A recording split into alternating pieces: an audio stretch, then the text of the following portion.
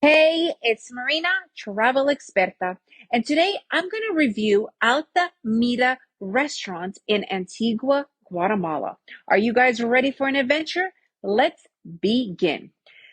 So, Antigua is surrounded by these mountains, these hills, right?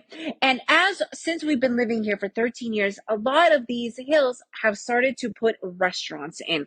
And one of these areas is going towards El Hato. El Hato is a village that is on top of this mountain. It's about 10 minutes going straight up a mountain from Antigua. You can only get to it through Antigua, so you take it all the way to the top to El Hato. When we first arrived there was only one restaurant, really popular place that we used to go and visit quite a lot. And then as time went on, other restaurants started to pop up a little bit further, even higher on this mountain.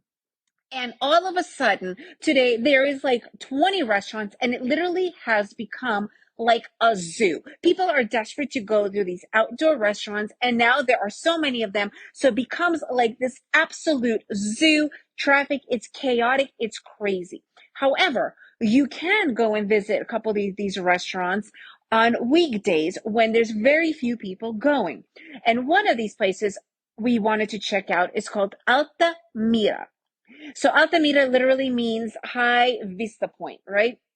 So this is a popular restaurant. It is just a basic, regular fare, nothing spectacular at all.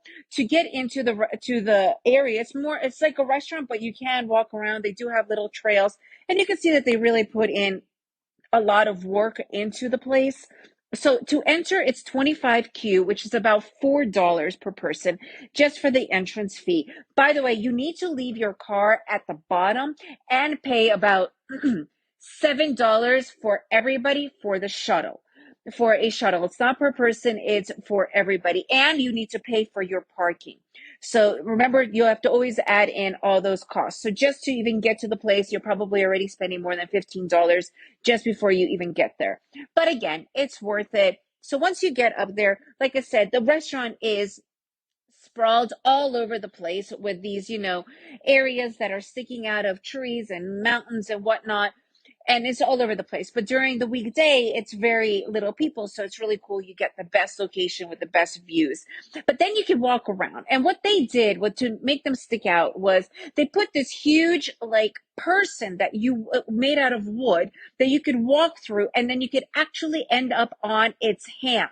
And you're standing over, out in the air on the hand. It's quite freaky, and it's definitely not for super active kids and if you have crazy dogs, because you can fall, and you can fall pretty far.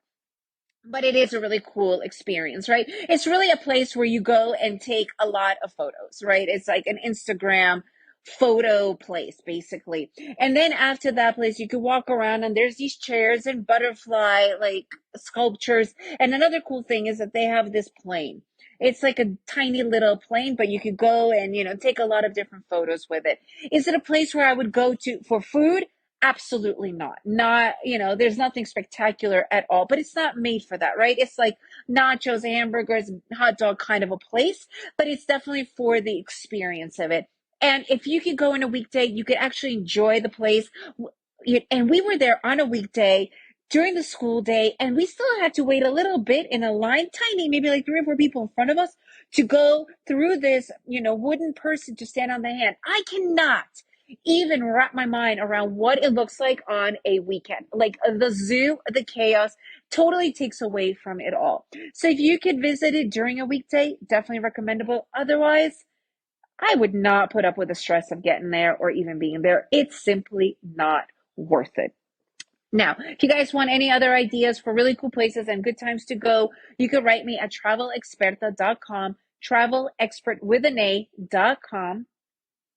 And if you enjoyed this episode, please leave me a review and share it with your friends. And remember to make every day an adventure.